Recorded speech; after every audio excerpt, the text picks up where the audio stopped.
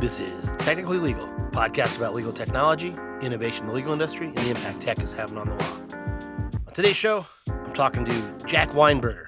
He's the co-founder of the timekeeping app, Ajax.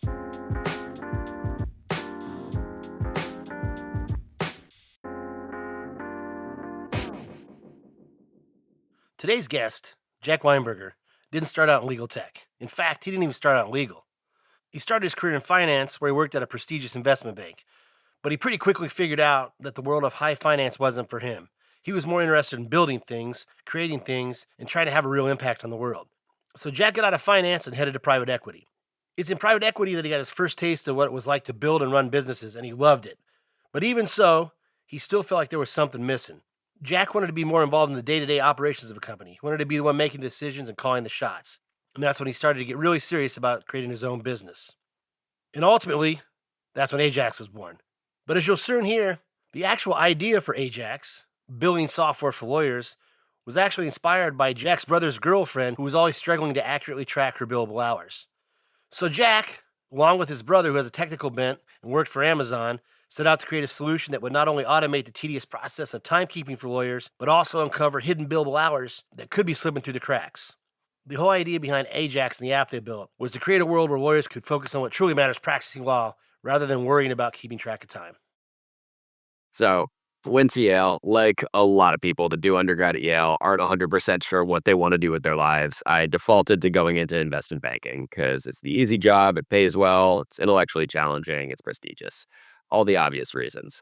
When I was there, I really enjoyed some parts of it. I worked alongside a lot of lawyers actually doing restructuring deals that were super sophisticated and complex in a way that I loved. But it was incredibly far removed from the actual work of running a company and building something valuable. So I went into private equity to get a little bit closer to actually buying, building, running, and operating things. And even then, it just felt really far removed. Like I was trying to help improve a tractor dealership in St. Louis while sitting in Midtown Manhattan. Okay, so I don't want this to sound curt. No means is it coming from a place of curtness, but what did you expect, though, going into PE? I mean, you knew what it was going into. What did you expect that building business-wise it would offer to you? That's a really good question. It was a place that bought and rolled together small businesses and sort of improved them operationally, put really talented people in charge, and tried to drive through one or two real strategic initiatives. So in the case of this tractor dealership, we're going to take this $70 million rental fleet and we're going to totally change around what things sit in it. So, change all the big tractors for small tractors, switch our brands around, change our pricing, etc. So I thought I was going to be doing a lot more of that strategic stuff than I actually was. And yeah, it's a lot of financial engineering, which I probably could have foreseen.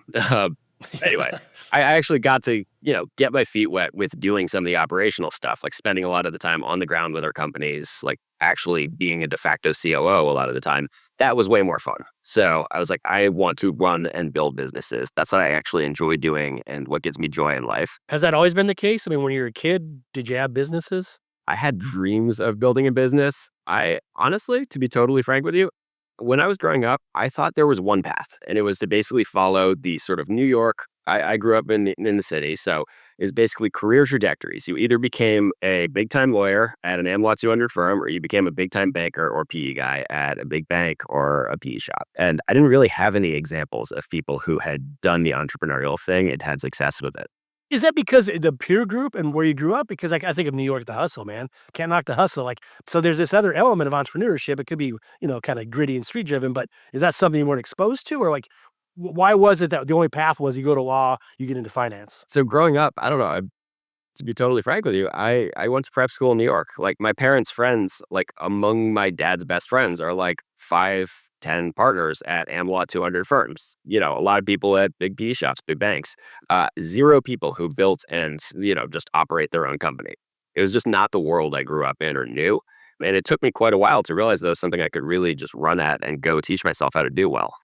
At what point do you say, hey, I love this entrepreneurship? Was it through the finance jobs, through the PE jobs? helping build these companies? I owe a lot to a partner at my PE job named Radar, who basically let me loose on one project. There was sort of an internal business inside of this tractor dealership where they were building and selling their own components. Like a guy had gone and sourced his own tracks for Bobcat tractors from a factory in China. They were selling them internally just because they were sort of more cost competitive, cheaper, better for the business. They then started deciding to sell them to other tractor dealerships and create like a full grown product line. And Radar basically put me in charge of figuring out what that is. We have this unbelievable pipeline on a product that costs half as much as a Bobcat track and is exactly as good. Can we go sell this to everybody in the country or everybody that wants it? Do we stand up a drop shipping website? Do we stand up little retail stores on every storefront? So he basically let me just go run at that for 3 months, analyze like what are the costs? What would it look like to roll this out? What would it operationally take? We ended up basically launching it in a local group. So in the Midwest, not across the country, but growing that thing to a couple $1 million. And I got to be actually in charge of that, which was incredibly fun. And probably the first time I had real experience with like a project that had no scope and unlimited upside. How long was that? How long did it take from start to finish to get that built up? So I got it to basically the implementation phase where we had a bunch of like sales and stores up and running. That phase took about 9 months because a lot of this stuff was done through our existing retail stores. We had bases of operation, all the logistics were already set up. It was really just sort of setting up to do this externally and setting up a marketing org and sales and incenting people and hiring them. So that part took about 6, 9 months. Scaling it up, I believe, and I quit PE to start this, but I believe that they've been doing it since, and they honestly have just kept growing it at a huge clip. So that position, building that tractor company for PE, that was the job you had immediately before you found Ajax. Not exactly. So what I did is basically, I was like, all right, I'm in PE. I have only really marginal operational skills, right? Like I don't know how to run a company. I don't know how to actually be a tech company CEO. So I quit and became chief of staff at a tech startup to follow around the smartest guy that would let me follow him around, help him for 110 hours a week and learn the ropes. I did that for exactly 1 year and then I quit to do that. Was that always your goal, taking that chief of staff job? You're just going to learn, absorb through osmosis, and experience as much as you can because you knew you were going to launch something? Yeah, we went in very eyes wide open. I said, "You guys are going to get a year of my life energy. I will burn myself to the ground for this company and I will do the best I possibly can. But, I'm doing it with the explicit goal of starting a company of my own because I want to build something that I actually run." When you started that role as chief of staff, did you have an idea in your mind that you were going to go into legal tech or any kind of idea for a company in general? Yes, but it was exactly the wrong idea. So I told you I had a lot of experience with tractor dealerships and how they work operationally. That was the world that I knew. And I thought that I had this brilliant idea for a company that builds and sells software to dealerships of construction and agricultural equipment. So inventory management, you know, where does this part sit on the inventory shelf, that kind of thing. And so when I quit, I basically roped my brother into quitting his job. My brother is currently my co-founder. He worked at Amazon. He's technical. He's unbelievably skilled. I convinced him to leave his, successful founding engineer job at a fintech startup that he had at the time to start this with me. And we spent 4 months trying to build and sell software to tractor dealerships, only to be met with a whole lot of like, why would I want that? Right. And so we went back to the drawing board. We started 2 or 3 other companies that went absolutely nowhere in the construction equipment world. Had some weird misadventures. I recruited 30 service technicians for like a telehealth for tractors business where you could do Zoom repair calls. Tried to build an AI for equipment repair. We were very far afield and in some interesting places in the US and meeting cool people, but like building absolutely nothing of value. And we never got anywhere with it. So that's a jump. I mean, from agricultural equipment to legal. Like, how does this even happen? Yeah, so the light bulb moment, and I should clarify that my parents are lawyers. My dad was a Cravath attorney for quite a while. My mom was a divorce lawyer. She's now a divorce mediator. Like, so I grew up in this world, and a lot of my parents' friends, my friends' parents, and now my friends are, big law lawyers. And I've been familiar with timekeeping as an issue for quite a while. But it didn't really occur to us as something that we should do until we were just sitting there wondering what the hell we were doing with our lives and why we had spent a year of our own personal cash and runway on chasing tractor equipment dealership businesses. And then my brother watched his girlfriend, Alana, do her hours and just saw her go through her outbox. She's a lawyer also? She's a PR consultant. Ah, gotcha. But still, billable time. 15-minute increments, same exact deal. Do weekly. Clients get really mad about the narratives. She was basically just doing what every lawyer does, looking through her Outlook outbox, looking through her call logs, looking through her calendar events, kind of just finger in the airing it because it was 7 days ago and she had her boss breathing down her neck to get it in. And he just said, this is the problem that we've been looking for. This is a real issue. It's costing you an hour of extremely expensive time every single week. You hate it. And we know a ton of people who do this every day, who have this problem, who will advise us and who will be our first customers. So we basically quit what we were doing originally at that moment and started this. That was about 13 months ago, and it's just been onward from there. So your brother comes to you with this idea. Are you first reluctant? You're like, yes, I get it. No, I was super excited. I was desperately looking to find something that just seemed like an obviously good idea that we actually could do effectively. We had learned to our chagrin that, founder market fit is a real thing. It's not just a VCism. Like, we need to know people in this world who will tell us Yes. how to build the thing that they want.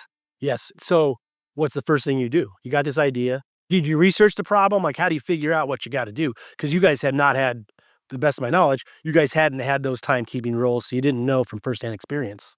I'd been on the other side of it reviewing lawyers' bills, but I hadn't been a timekeeper. So what I did was ask my dad. I said, look, you've seen us do three very stupid things. Are we about to do a fourth very stupid thing? And he said, no. When I started Cravath in 1991, I worked for IBM. And then he rattled off like an 8-digit alphanumeric client code that he had for IBM in 1991 because he wrote it down so many times. It was still burned into his memory. He was like, I hate it. Everybody I know hates it. You should go fix it. Was there research involved, or did you start wireframing? Like, what was the first step to put this into fruition? I did like basic market research. I basically just scrapped through it. So this was sort of late summer when I got started. I was wearing a suit to look presentable. We had no money. So I was city biking around New York City in 85-degree heat, wearing a suit, taking somewhere between 5 and 10 coffee meetings a day with every single attorney that I could figure out on LinkedIn or via cold email or cold call or friend of friend that would talk to me. So that was anybody with a Yale connection, anybody with a New York City connection, anybody with an Amazon connection or a friend at Amazon or whatever. So just buying coffees and lunches for people with money we did not have in order to learn about the ins and outs of timekeeping, sit with people and watch them do their hours. And then we started prototyping in the background, little first Figma, designed mock-ups, and then actual functional code. It would just do simple stuff like take a screenshot of your screen and tell you if the name of the matter is there, create a time entry for it. And people were blown away by even this really simple thing and asked if they could pay for it. Did your brother do that first technical piece? Yes. So we're both lightly technical, right? Like I'm a self-taught coder, but he is really deeply good at this in a way that I'm not. So I want you to tell us now, give us your elevator pitch of what it is. But before I get there, does it differ from what you first had in mind when your brother approached you about it? So that's the interesting thing. People say that startups are supposed to change trajectory a bunch of times and you never get your first idea quite right. It is exactly what I thought we wanted to build on day one. It's an app that sits on your computer, it integrates with all your systems, it reads the text on your screen, and it does your hours for you in a way where all you have to do is review and click release into your billing system. So day one, I had pretty much the entire interface in my head. What does the time entry look like? How you interact with it?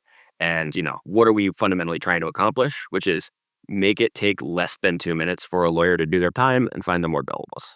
So at a high level, explain the mechanics of it. How does your app understand what the lawyer has done in that period that it's keeping the time for? There are a couple different ways that we gather information. The very simple version is we read the text on your screen every couple seconds. So the actual words that are in whichever program or window is foregrounded. So I'm sure you have a lot of tabs up, every lawyer does, but whichever one you're clicked into right now is reading that and it's figuring out what the keywords, operative phrases, proper nouns, people, places, things in that text are. It's extracting them and it's comparing them to the contacts, clients, matter codes in your billing system. It does that every couple seconds over the course of the day. And which billing systems do you work with right now? Only the cloud native practice management software. So we are not currently working with AmLaw practice management software, not working with Elite, not working with Aderant, but the Clios, the MyCases, the FileBinds, like those ones with open APIs, we're integrated with them. And that's the key there, open APIs. Like, it's so undervalued. It's so underused in legal. Do you think that's because, like, we go into the AmLaw software, it's enterprise software, it's just been so long and so closed? Do you think that's the issue? it's a lot of co-opetition in legal, right? Like, I'm not going to name names, but every big legal tech company wants to build all of the things. Yeah. Everybody has a competitive product with what we're doing. Whether or not it's as good, that remains to be seen. It's interesting. You're right, because you see to the extent they don't build it, they grab it and we all know who they are. They grab these companies and buy them. But do you think, I mean, granted, I've only been out doing this for 13 months, but I think I know your answer. Do you think a company can do everything okay? Or is it better just to focus on this one aspect of what a lawyer's doing and do that really well as a company? I think the way the legal tech market has evolved is actually pretty functional. So, law firms, understandably, want to buy from people they know and trust. They deal with maybe the world's most sensitive data. If I were building software for the CIA, it might be slightly more sensitive, but like they had immense cybersecurity needs. They deal with a partnership structure, so they buy slow. They don't have a single defined buying process often. There are many decision makers. They know how to buy from the firms that they've been working with for quite a while. That's understandable. So I think the model in which basically startups create really valuable products, work hard on a given use case, and then sort of partner with distribution partners, those bigger companies, in order to basically spread more broadly to the AmLaw and sort of share the wealth, that actually seems to work fairly well. That said, can a single company in-house actually build all that stuff de novo? I haven't seen it yet. Yeah. So going back to the product itself, so it's keeping track of what you're doing on your computer. What's the output? How does it end up being on a bill that's sent to a client? So we have an Ajax website. You log in, it's got your timesheet laid out for you, exactly as you would hope to see it. Duration, activity code, phase and task codes if you're using any of those, narrative, matter, whether it is billable, right? Those are the core elements of the entry. Then on the right, there's a little action toolbar with release or reject. Also, all the things I mentioned earlier, they're editable. We are not sort of a stone tablet coming to you from on high telling you what you did and what's on your bill. You're a lawyer, you know your clients, you get to decide what's on it, but we're giving you a starting point. The way that people actually interact with this is they get a notification on their desktop every couple hours whenever there are fresh Ajax entries to review. They can click it, or they can wait till the end of the day and then click it. They go to the website, they'll edit anything they want to edit, they click release, that stuff ends up in their billing system. From there, our job is done.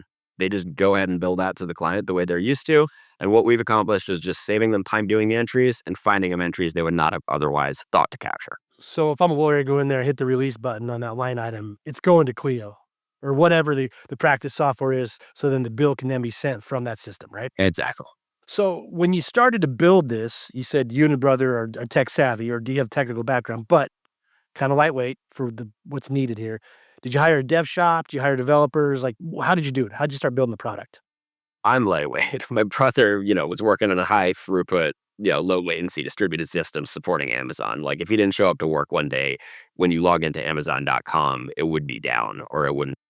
Like he is the reason that Japanese Black Friday for 2 years actually happened on schedule, even though apparently in Japan, everybody decides to log in at exactly 11:59 and order all their stuff, like literally at the same moment. So I'm a lightweight. I basically do enough front end work, website building work to reflect the conversations I have with customers and what they prefer stuff to look like. But he does all of the technical sort of, sophisticated back end work. And then when we had customers, had revenue, had raised some money, we hired a really good team. So we've got, Carnegie Mellon, Harvard machine learning engineers working on the actual back end of this that makes the AI work.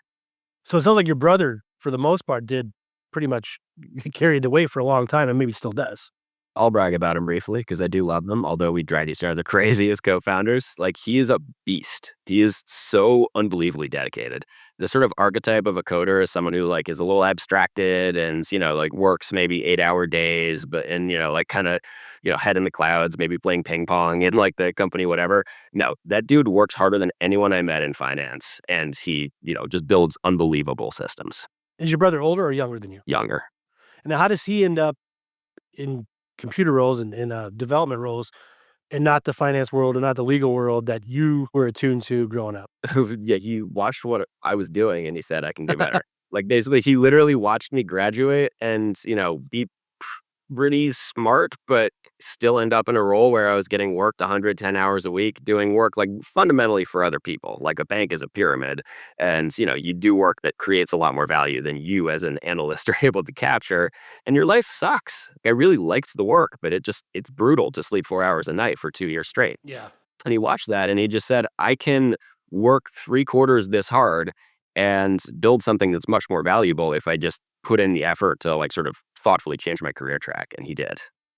So it's still early days for Ajax, but you've already had your hand at for many years working to build companies in other industries, mainly tractor sales and agriculture related. But have you noticed any difference in this 13 months after starting Ajax in building a legal tech company versus building a company in another industry? That's a really good question. Personally, the thing that I like a lot about building a legal tech company is I really like my customers in a way that I didn't always in other places.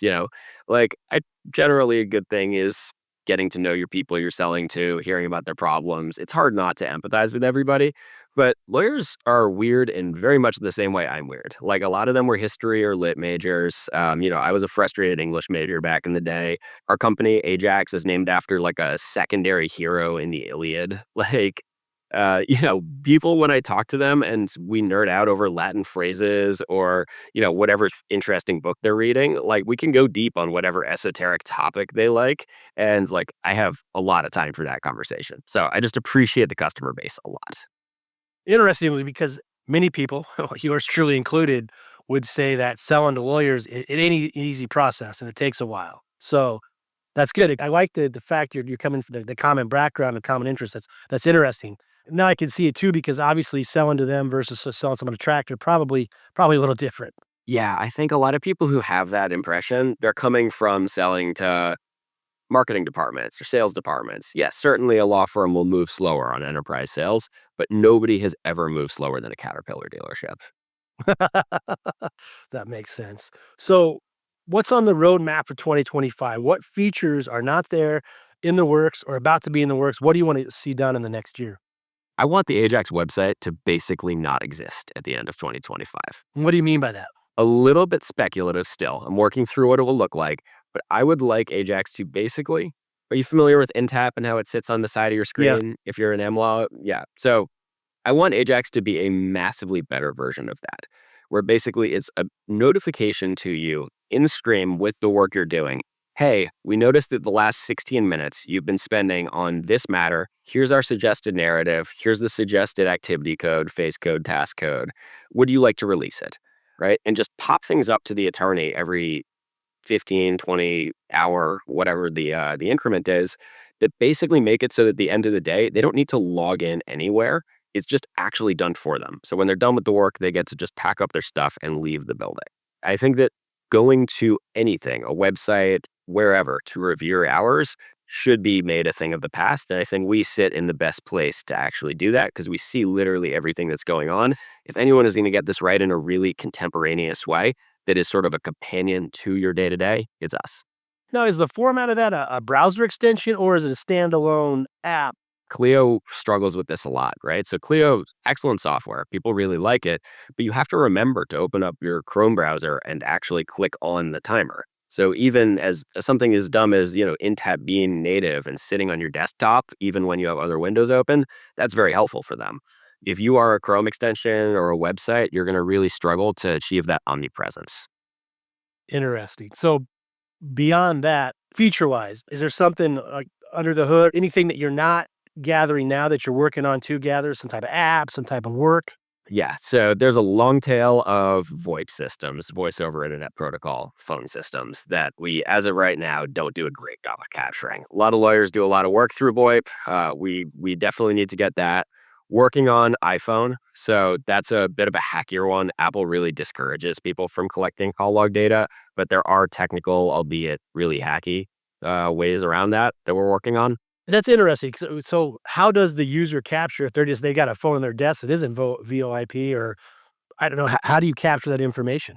If it's a phone on their desk, Cisco or whatever, even if it's not VoIP, Cisco does have APIs. So we can hook into anything that's sort of a connected system phone.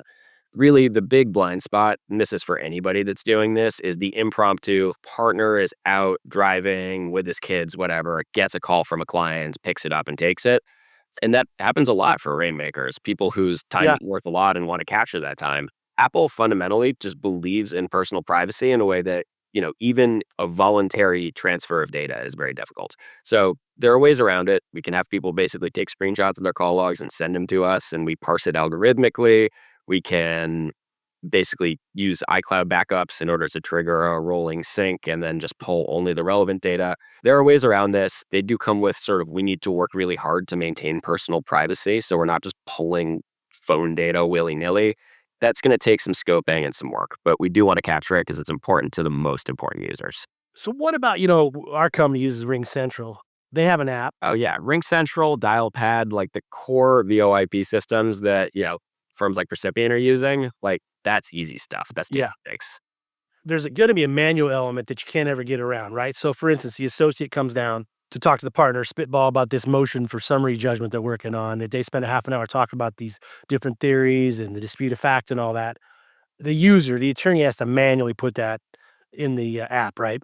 Yeah, we're not planting spy cams or mice in anyone's offices just yet. But here, so I spent last week in Dallas. I was working out of a customer's offices. They invited us down to basically do some side by side, like building, getting feedback on new features with them. And one thing that really struck me when I was there is how many of those hallway conversations, the impromptu, hey, what do you think about this? Things happen in real life that, like, it's not obvious to us as builders of this software when we're not sitting there. So I do think it's really important that we capture that stuff. There are ways to do it. It's going to be probably more like us prompting you to do it. But like, I noticed that you are not entering keystrokes. I know that Right. keys Yeah. on your computer for the last like 15 minutes. Would you like to enter X? And maybe it's even the last thing you chatted somebody about, right? You sent a Slack to somebody saying, hey, can you swing by? Or can you read that Right. Slack? Right? Like a lot of the time there are cues as to like what that impromptu conversation like. Kind of Orwellian though. Little Orwellian. It's hey, did you just talk to Jack? I saw you slacked him a minute ago. That's why we haven't done it yet, to be Yeah. honest. Yeah. Because I've talked with people at big firms and the data security piece completely understand, right? They obviously are going to run you through the 150 question security questionnaires. They want you to be SOC 2 certified, all that stuff. But what really struck me when I was at actually TLTF talking with some of the bigger firms is that they've had people revolt against passive timekeeping. Then we should say the Legal Tech Fund Summit. I saw you down there last week. Chad and I sat by the pool for an hour and shot the shit. It was nice. So what they were telling me is that I'm not going to say which firm it was, but they tried to roll out something like this, not as good, not as AI enabled, but like 6 years ago. And lawyers rebelled basically because they just did not want someone spying on them. Yeah. And there is this line we have to walk between like we want to provide functional, useful data to managements that helps them manage their firm better. But more importantly than that, we need people to want to use us. And if the core associates, senior associates, paralegals feel like this is a tool for people to kind of crack the whip on them, they will uninstall it. They will pause. It will become vaporware. And law firms already have too much of that stuff. So like if the decision comes down to, do we fall inside of personal privacy or fall on the side of giving the managing partner like root access to what you're doing on your computer screen, we're in the former camp always. Yeah. Well, and I think your first inclination, your first idea you mentioned there kind of solves a problem without being too intrusive. Hey, you haven't done anything in half an hour. Is there anything you want to enter? Versus, hey, I saw you before you stopped working for half an hour. You slacked Jack, and did you go down there? One interesting thing that I have learned from sort of working with users is we initially exposed way less data about what they were doing to them. We would just give them the AI outputs, but not any of the thinking or the data captured that went into it. And turns out people don't care nearly as much about the fact that there is data being fed into the same AI model as the fact that their hours are correct. Yeah. So a lot of people just want more and more audit information. Every time I've asked, people are like, no, no, no, show me that. I know there's something on my screen watching what I do. I pause it when I'm doing something personal. So if it's on, I want it to capture everything and I want to know that. Well, you have to be careful too because attorney-client privilege, right? You can't, though sometimes arguably bills, you can argue they're privileged, whatever. Most of the time they're not, but you could have too much information on that bill if your app captured too much, right? It's not really a legal issue. So, for the same reasons that sending an email via Outlook, just because that email is now sitting on Microsoft servers in Redmond, Washington, that doesn't breach attorney-client privilege if it's between you and another sort of privileged party. No. I meant like on the description itself. Like, hey, do research or summary judgment motion. It's a little too descriptive of what the like legal theory to something. And you got for some reason there's a dispute over fees or something. You turn that over to the other side, and that's what I was getting at there. This is cool, actually. So, for quite a while, we would just get user feedback and then we would change the whole system to accommodate what that user wanted. And then we started getting feedback that would just pull in opposite directions. So, litigators that want less descriptive narratives so that they're not discoverable Right. versus transactional lawyers who have really, prickly clients who want to justify Yeah. What are you doing? Like, they're spending 3 hours on, some contract and they need to say attention to clause 1, attention to clause 4, like specifically what am I doing to justify that time that's spent? interesting. They're divergent. And so what we had to do is build in sort of by user prompts so we can now actually pull the system in the direction of whatever you specifically prefer. And we did that during onboarding. Well, that's really cool, man. Jack, I appreciate your time. If anybody wants to get a hold of you, learn more about Ajax, where do you want to send them? Joinajax.com, JOINAJAX is our website. And you can also hit me up at jack@joinajax.com. That's JACK@joinajax.com. Email me. I would love to show you the software. I'd love to talk to you about, if you're a lawyer, how we can make your timekeeping a little bit easier.